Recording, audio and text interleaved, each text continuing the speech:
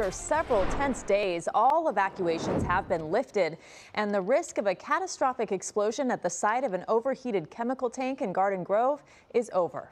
But firefighters say there is still potential for a fire or a spill. CBS LA's Michele Gile is live in Santa Ana, where she's just come out of a meeting with county supervisors and fire officials. Michele.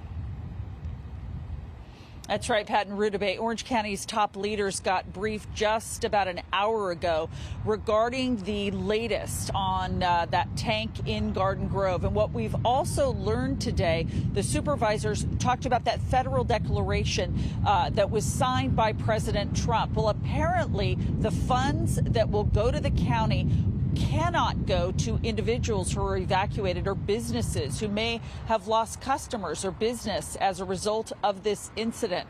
This is something that will be talked about certainly in the coming days. Here is the latest. Firefighters say there no longer is a threat to people who live and work near the Garden Grove chemical tank, except for the immediate area surrounding the damaged container at GKN Aerospace on Western Avenue. We still have a fire threat and potential. We still have a spill threat and potential. But with the control measures we have in place and the operations that have been going on day and night, we are certain that that threat is going to be contained within that 300-foot zone. Orange County Fire Authority's chief says in the coming days, OCFA will remain on scene to assist, while agencies, including the Orange County Health Department's hazmat team and AQMD, will work on cleanup and eliminating the danger.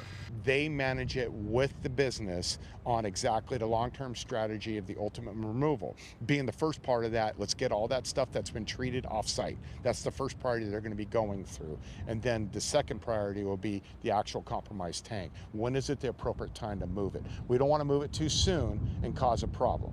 So we're going to let that thing, they're going to let that thing determine when it's the right time to move it.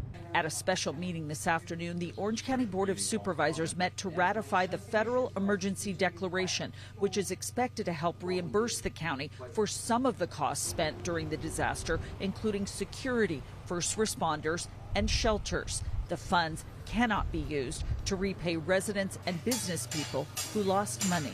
That it doesn't provide reimbursement for individuals. In the case of this particular incident, there is a possible responsible party, and that claims would be submitted through that responsible party.